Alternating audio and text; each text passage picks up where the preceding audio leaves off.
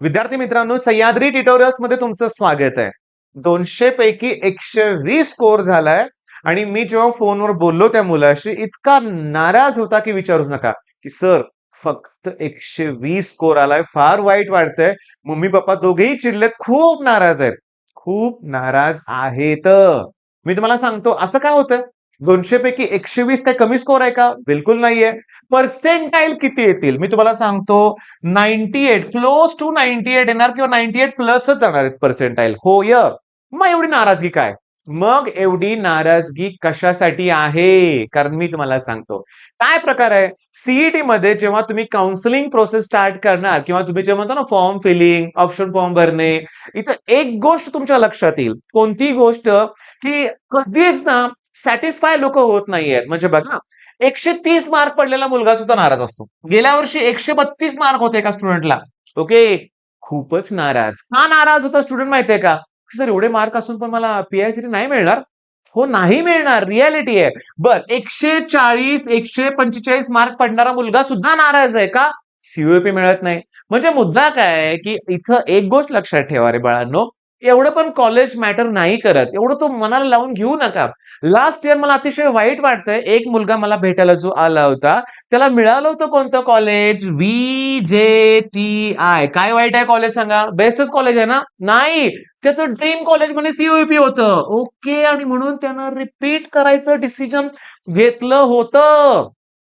COEP माझं dream college आहे. VJTI माझं ड्रीम कॉलेज नव्हतं. मला ते चुकून मिळाले. मला सीओईपीच पाहिजे होतं. अरे नाही रे असं काही रे बाळांनो. असं नाही आहे काय?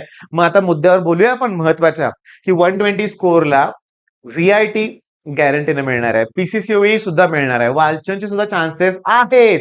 पण पीआयसीटी स्पॉट राऊंड पर्यंत प्रयत्न करूया ना. मिळालं तर बघूया. नाही मिळालं तर व्हीआयटी काय वाईट आहे? पीसीसीओई काय वाईट आहे? वालचंदचे चान्सेस तर आहेत. ते सुद्धा काटावरचे आहेत बरं का, लक्षात घ्या. एक लक्षात घ्या, मग इथं तुम्हाला गरज आहे प्रॉपर काउन्सिलिंगची. होय.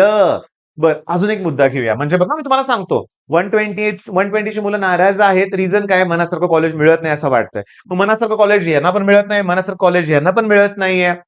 ठरवलं तर तसं. पण समजा 145 आहे ना, तर पीआयसीटी मिळणार आहे ना. मग काय वाईट आहे सांगा बघू? घ्या ना तिथं घ्या. जे बेस्ट मिळतोय ते मिळवायचा प्रयत्न केला पाहिजे थ्रू काउन्सिलिंग, लक्षात घ्या. ओके. बर आता अजून एक आहे. माझ्याकडे एक स्टुडंट आहे, 110 स्कोर आहे. ओके. ओबीसी मधून आहे, 110 स्कोर आहे. किती पर्सेंट आहे याचं? 95 प्लस तर गॅरंटीने येणार. क्लोज टू 97, कदाचित 97 च्या पुढे जाईल शिफ्ट नुसार. बरोबर आहे. मग मला सांगा आता या स्टुडंटला व्हीआयटीचे चान्सेस आहेत बरं का? आहेत. ओबीसी मधून आहेत. व्हीआयटीत काय? CS, AI, data science, machine learning, cyber security हे या नावाखाली 4000 सीट्स आहेत, लक्षात घ्या. त्या सीएस रिलेटेड. तेव्हा कुठे ना कुठेतरी मिळून जाईल या मुलाला. कुठे ना कुठेतरी मिळून जाईल. पण जेव्हा त्या पालकांशी बोललो मी आणि मी त्यांना सांगितलं, की व्हीआयटी मध्ये तुम्हाला फीस किती भरावं लागेल माहितीये का? तर सांगतो 1 लाखापेक्षा जास्तच फी आहे. हो, ओबीसी मधून असेल तरी तेवढी फी भरावी लागणार आहे. बरं व्हीआयटीला हॉस्टेल कदाचित नाहीये. चौकशी करा. नाहीये हॉस्टेल बरं का, लक्षात घ्या. मग बाहेर राहण्याचा खर्च पुण्यात कितीही काटकसर करा. 1 लाख तर होणारच आहे. म्हणजे झाले किती? 2 लाख. एक काम करूया, ही फी जास्त आहे बरं का रे बाळांनो. मग 2,20,000 बरोबर आहे का रे बाळांनो? 2,20,000. त्याला 12 महिन्यांनी डिवाइड करूया.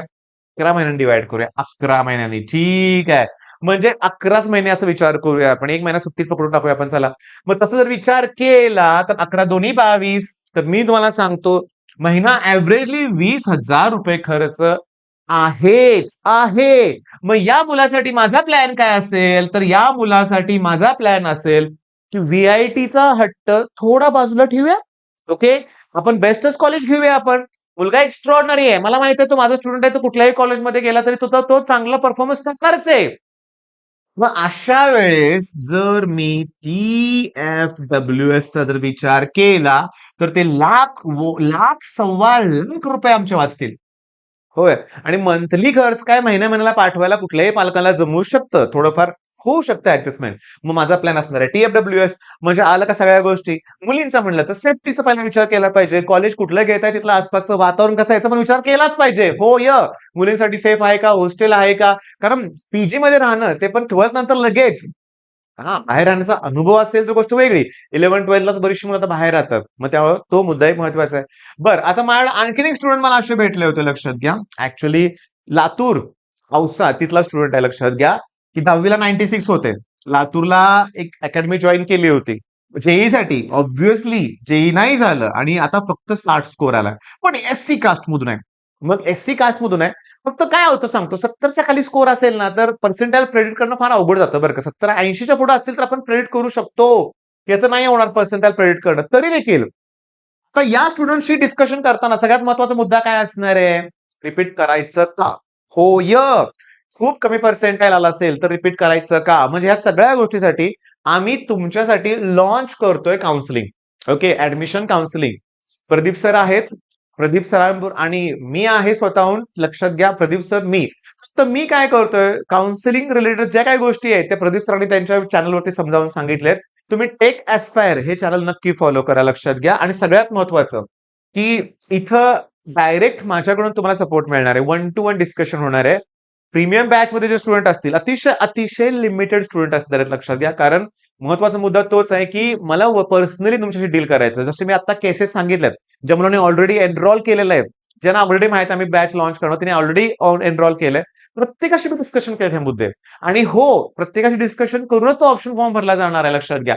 मी असं तुमच्यावर दबाव टाकू शकत नाही की बाळांनो, म्हणजे मी बोललो की चला एवढं हे टीएमडब्ल्यूएस, पण शेवटी तो विद्यार्थी म्हणत असेल नाही सर मला व्हीआयटी हवाय, एज्युकेशन लोन ह्या गोष्टी आम्ही त्यांना गाईड करणारच आहे. स्पॉट राउंड पर्यंत जायचंय आम्हाला. मी तुम्हाला सांगतो ह्या बॅच मध्ये जे काही फीचर्स आहेत त्या सगळ्या गोष्टी आम्ही डिस्क्रिप्शन बॉक्समध्ये दिलेल्या आहेत. पण तुम्ही या नंबरवर बिंदास्त कॉल करा. ओके, प्रदीप सर तुमच्याशी बोलतील आणि मी तुम्हाला सांगू का, काउन्सिलिंग का गरजेचं आहे, का महत्वाचं आहे, मी तुम्हाला पॉईंट सांगितले. पहिली गोष्ट म्हणजे मुलांचं सॅटिस्फॅक्शन पालक करू शकत नाहीत, पण माझ्याशी बोलल्यानंतर बऱ्याचशा गोष्टी क्लिअर होऊ शकतात. दुसरी महत्वाची गोष्ट म्हणजे माझं म्हणणं काय बघा, हा जो स्टुडंट आहे ना, मग त्याचे पालक म्हणले की सर आपण साताऱ्यातच बघायचं का केबीपीला? माझा सख्खा भाऊ केबीपी मधून शिकलाय.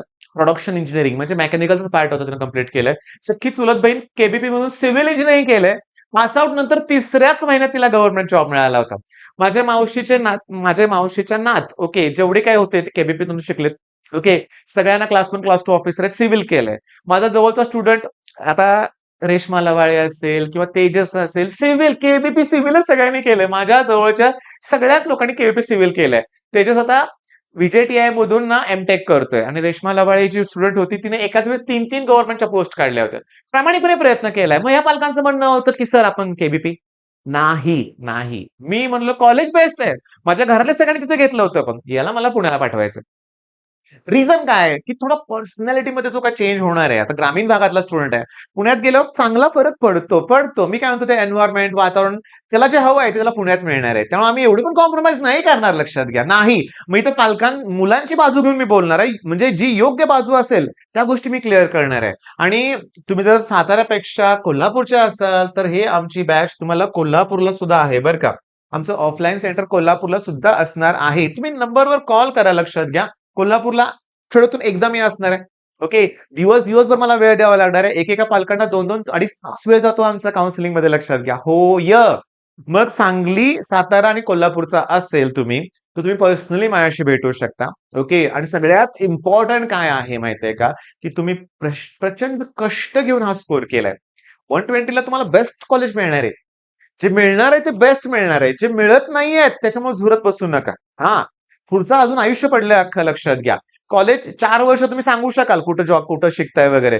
जॉब करताना तुमचं स्किल डेव्हलपमेंट, तुमची स्किल इम्पॉर्टंट आहे. लक्षात घ्या. तुम्हाला कसं बनवलं या 4 वर्षात तिथं सगळं पुढचं आयुष्य ठरणार आहे. त्यामुळे बाळांनो, कुठलाही स्कोर खराब नाहीये. मी तर म्हणतो ज्यांचा 100 स्कोर झालाय ना, 100 प्लस बेस्ट आहे. 90 प्लस बेस्ट स्कोर आहे. लक्षात घ्या. 90 प्लस सुद्धा चांगला स्कोर आहे. लास्ट इयर माझ्याच क्लासमधले 3 मुलांना लकीली 77 स्कोर झाला होता आणि त्यांचं तिघांचं पर्सेंटाईल 89 प्लस होतं. म्हणजे क्लोज टू 90 होतं. तिघांनाही चांगलं कॉलेज मिळालंय. आणि तिघांनाही ना मेकॅनिकल आणि इलेक्ट्रिकल अशा ब्रांचेस हव्या होत्या. त्यामुळे बेस्टच कॉलेज मिळालं. हो, मिळालं. बरं, मी काय म्हणतो, नाही सर आता कमी मार्क पडलेत मग एनटीसी घेऊ का? नाही कॉम्प्रोमाइज करायचं. नाही, नाही. ब्रांच कॉम्प्रोमाइज करू नका. लक्षात घ्या. तुमची थोडी तरी त्यात आवड आहे का याचा विचार करा. ठीक आहे, मग मी तुमच्या फोन कॉलची वाट बघतोय. कॉल करा. Okay, all the best.